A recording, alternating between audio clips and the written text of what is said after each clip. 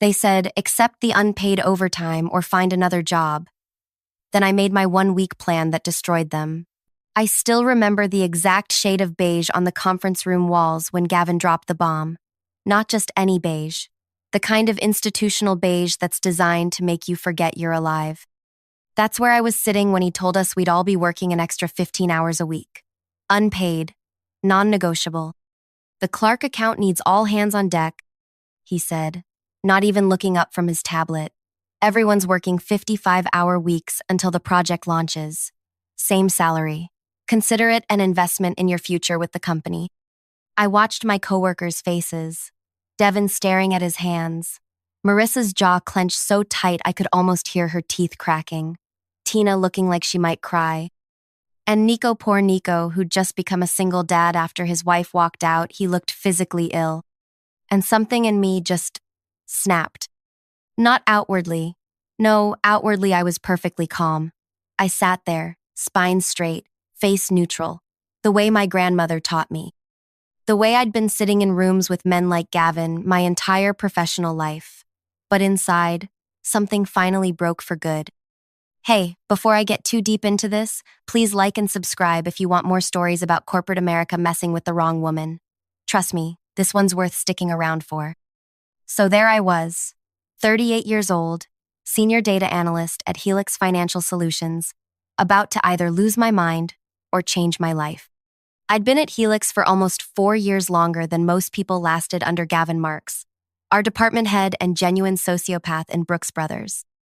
These are the expectations moving forward, he continued.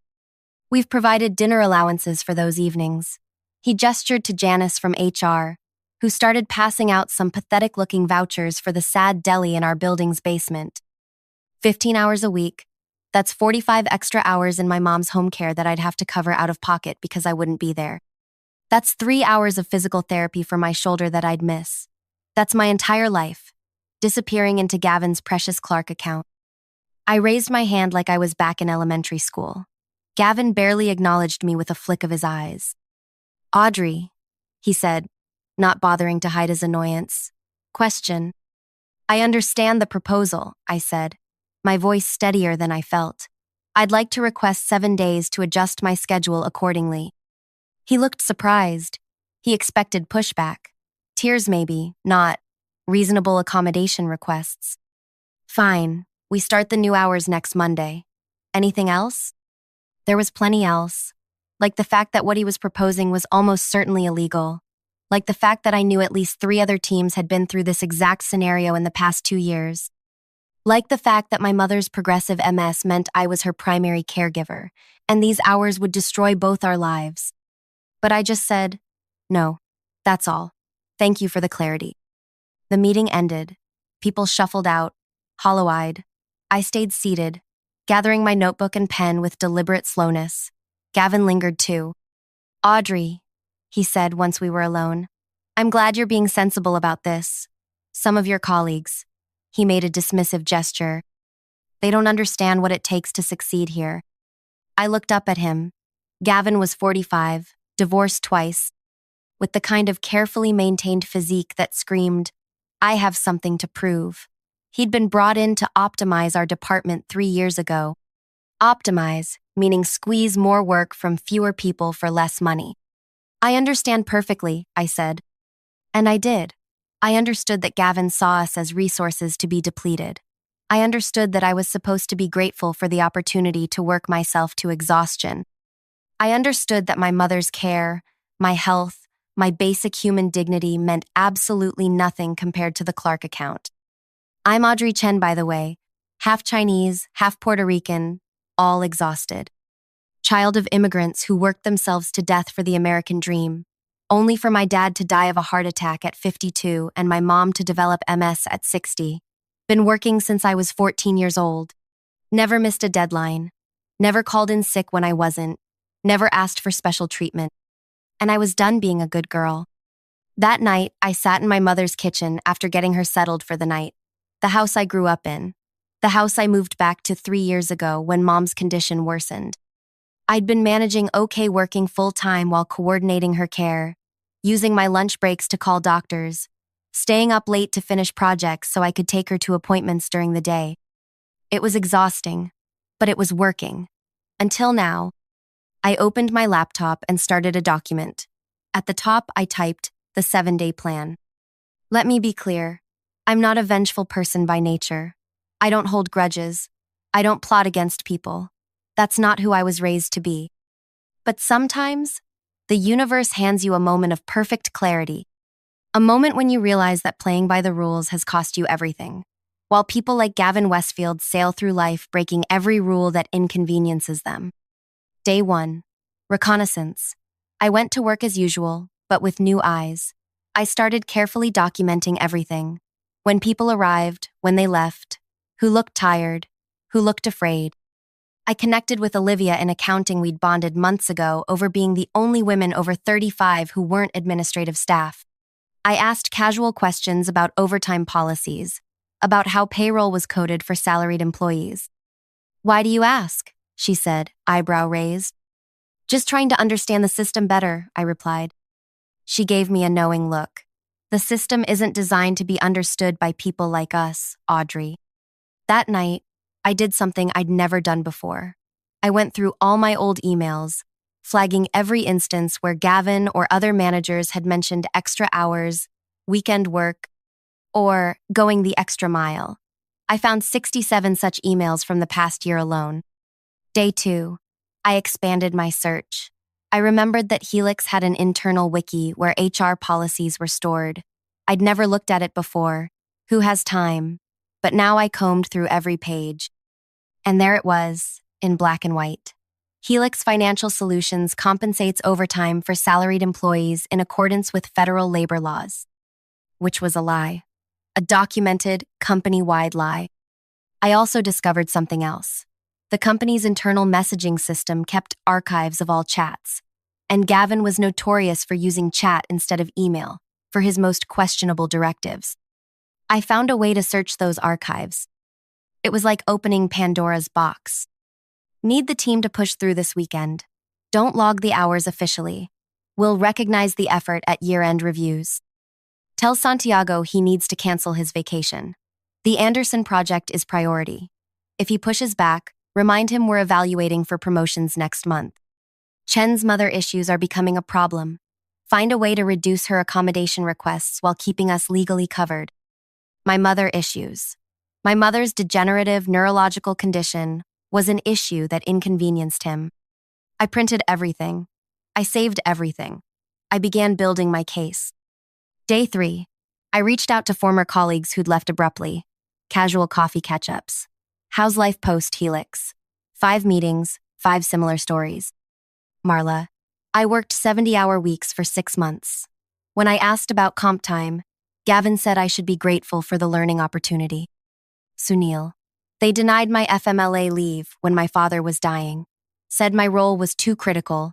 I quit the day after his funeral. Javier. Gavin told me point blank that my accent was limiting my potential and suggested English lessons. On my own time, of course.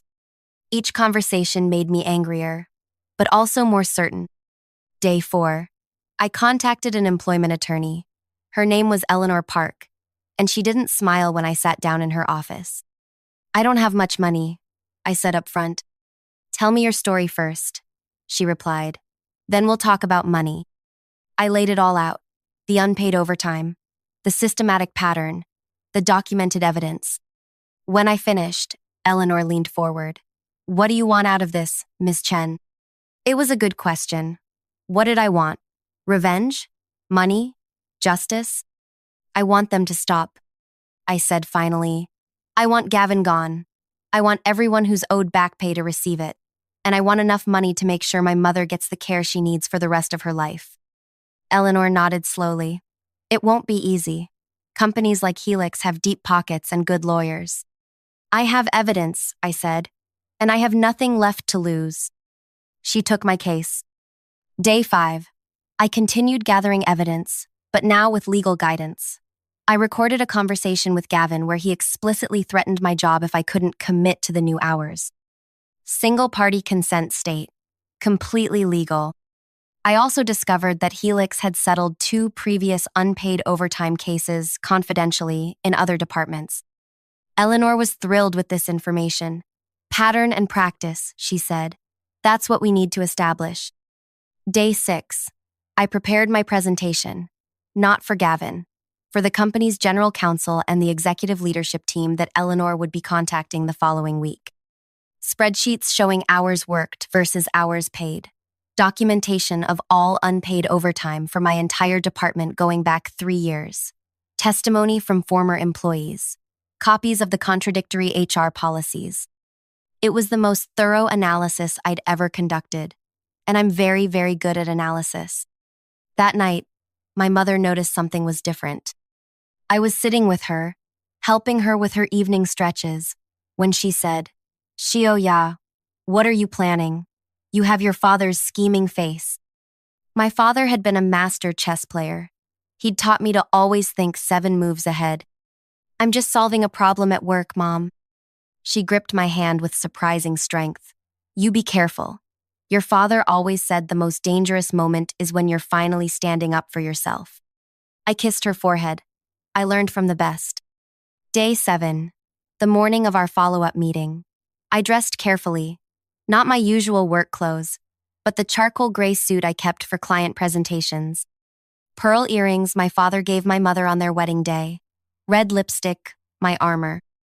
I arrived at the office early, printed one final copy of all my evidence, placed it in a sealed envelope, and waited. The conference room filled up gradually. Same beige walls, same colleagues with dark circles under their eyes.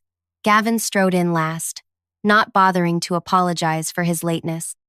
"All right, people. Today we implement the new schedule. I expect everyone to stay until at least 7 p.m. tonight to get started on the Clark deliverables." He looked around the room, daring anyone to object. "Any questions before we begin?" I raised my hand.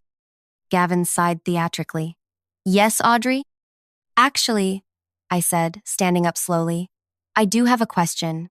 Did you know that requiring unpaid overtime from salaried non-exempt employees violates the Fair Labor Standards Act?" The room went completely silent. Gavin's face flushed. "I don't know what you think you're—" "And did you know," I continued, my voice stronger with each word, "that doing so as a systematic practice constitutes wage theft? Or that Helix's own policies explicitly contradict this practice?" "Audrey, this is completely inappropriate. If you have concerns about your workload, we can discuss that privately." I smiled at him. Not a nice smile. "Oh, I've documented my concerns very thoroughly. In fact, I've documented everyone's concerns for the past 3 years." The look on his face, confusion shifting to understanding, shifting to fear. "I'll treasure that until the day I die." "What exactly are you saying?" he demanded, his voice dropping to a dangerous register. "I'm saying I have a choice to make," I replied, picking up my bag. "I can either accept your proposal for unpaid labor, or I can walk into the meeting I've scheduled with Helix's general counsel in exactly 15 minutes. My lawyer is already waiting in the lobby." I don't think I'll ever forget the faces in that room. Devin's mouth literally hanging open, Marissa looking at me like I'd grown a second head, and Gavin watching his face cycle through disbelief, rage, and then that beautiful moment of dawning terror when he realized I wasn't bluffing. "You're making a very serious mistake," he said, voice suddenly quiet. "No," I replied, gathering my things. "I'm correcting yours." I walked out of that conference room with my heart hammering so hard I thought it might crack my ribs. I'd never stood up to anyone like that in my life. I'd been raised to keep my head down, to work twice as hard for half the recognition, to be grateful for whatever scraps fell from the table. My mother's voice in my head, "Just be happy they hired you at all, Shio-ya. Many places wouldn't." But another voice too, my father's, "Chess isn't about one move, Mija, it's about the whole board." Eleanor was waiting in the lobby as promised, elegant in a navy suit, her silver hair cut in a sharp bob. I'd emailed her everything the night before. She'd called me at midnight after reviewing it all. "This is stronger than I initially thought," she'd said. "Are you absolutely certain you want to proceed? There's no going back." I'm certain, I'd told her. They've been stealing time from people's lives. Now she stood as I approached. Are you ready? I think I'm going to throw up, I admitted. She smiled slightly. That's normal. But remember, we're not asking for anything unreasonable. We're simply requesting they follow the law. The meeting with the general counsel wasn't what I expected. I'd imagined righteous confrontation, denials, threats. Instead, Vivian Lee, a woman about my age with immaculate nails and tired eyes, listened to Eleanor's presentation without interruption. She examined the evidence I'd compiled. She took notes. And then she asked me a single question. Why this approach, Miss Chen? Why not raise these concerns through HR channels first? I looked her straight in the eyes. Because HR reports to the same executives who benefit from this system. Because 2 previous complaints were settled quietly with NDAs. Because I've watched good people break themselves trying to meet impossible demands while being told they should be grateful for the opportunity. She held my gaze for a long moment, then nodded once. I'll need time to review this thoroughly. We'll be in touch within 48 hours. Eleanor seemed pleased as we left. That went better than expected. Vivian's reputation is solid. She won't bury this. I wasn't so sure. The adrenaline was wearing off, leaving me shaky and nauseous. What happens now? Now you go home, you wait, and you prepare for either a reasonable settlement offer or a protracted legal battle. I went home, but I couldn't rest. I paced around my mother's kitchen, jumping every time my phone buzzed. Mom watched me with concerned eyes but didn't ask questions. She'd spent 30 years married to my father. She understood that some battles needed to be fought in silence. I didn't go to work the next day, or the day after. I called in sick, which wasn't a lie. The stress had me throwing up every few hours. I'd risked everything. My job, my reputation, my ability to care for my mother on this one calculated move. On the morning of the 3rd day, Eleanor called. They want to meet. Today. With you, me, Vivian Lee, and the CEO. The CEO, Julian Winters himself. The man whose face was on the company website, whose compensation package had been featured in Business Insider last year. $15 million annually to run a company that wouldn't pay its analysts for extra hours worked. What does that mean? I asked. It means they're taking this very seriously. Be here at 1 p.m. Wear something professional but not flashy. I chose a simple black dress, professional enough for a meeting with a CEO, somber enough for the funeral of my career. Because let's be honest, no matter how this ended, I was never working in financial services again. Word would spread, Audrey Chen, troublemaker, whistleblower, not a team player. My mother squeezed my hand before I left. Whatever happens, she said in Mandarin, I am proud of you for standing up. The meeting took place in a conference room I'd never been in before, on the executive floor. The table was real wood, not laminate. The chairs had proper lumbar support. The view was of the river, not the parking garage. Julian Winters didn't look like his website photo. He was older, grayer, with deep lines between his eyebrows. Vivian Lee sat beside him, along with a man who wasn't introduced but had outside counsel written all over his expensive suit. Eleanor and I sat across from them. I folded my hands in my lap to hide their trembling. Miss Chen, Julian began without preamble, I've reviewed your materials and consulted with our legal team. The evidence you've presented is concerning. I said nothing. Eleanor had coached me. Let them talk first. Don't volunteer information.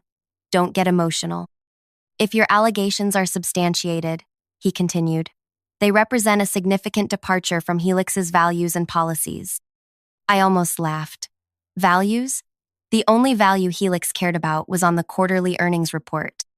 We take labor compliance very seriously, Vivian added. So seriously that this has been happening for at least 3 years under your watch? The words escaped before I could stop them. Eleanor touched my arm lightly, a warning. Julian's expression tightened. Miss Chen, I understand you're upset, but I'm trying to address the situation constructively. With all due respect, Mr. Winters, this isn't a situation. This is systematic wage theft affecting dozens of employees. This is a department head explicitly threatening people's jobs if they don't work unpaid overtime. This is your company creating a culture where people have to choose between their livelihoods and their basic rights. The room went silent. I hadn't raised my voice, but I might as well have been shouting. Finally, Julian nodded. You're right, and that's why I'd like to propose a resolution. What followed was surreal. Julian outlined a comprehensive settlement proposal. Gavin would be placed on administrative leave pending an investigation. An independent auditor would review all overtime practices across the company. Any affected employees would receive back pay for documented overtime, plus interest. And I would be offered a new position, compliance analyst, in the general counsel's office with a significant salary increase. Additionally, Julian said, we're prepared to offer you personally a settlement of $500,000 in recognition of the discomfort this situation has caused. $500,000. Enough to pay for my mother's care for years. Enough to make up for the career I'd likely torpedoed. What's the catch? I asked. Standard confidentiality agreement. You couldn't discuss the specific terms of the settlement.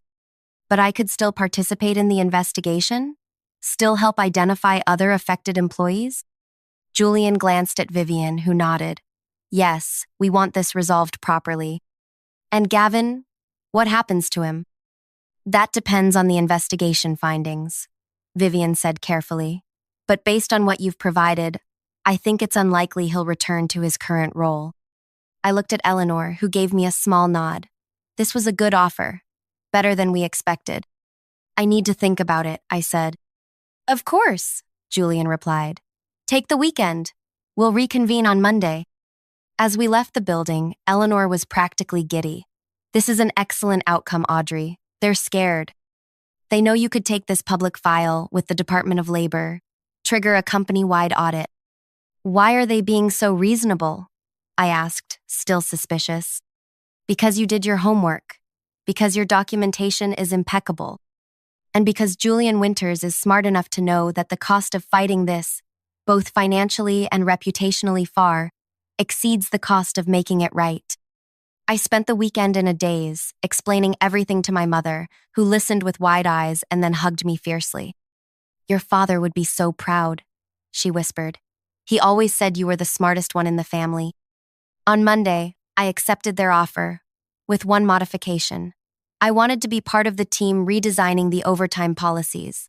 I wanted to make sure this couldn't happen again, even after I was gone. And yes, I knew I wouldn't stay at Helix forever.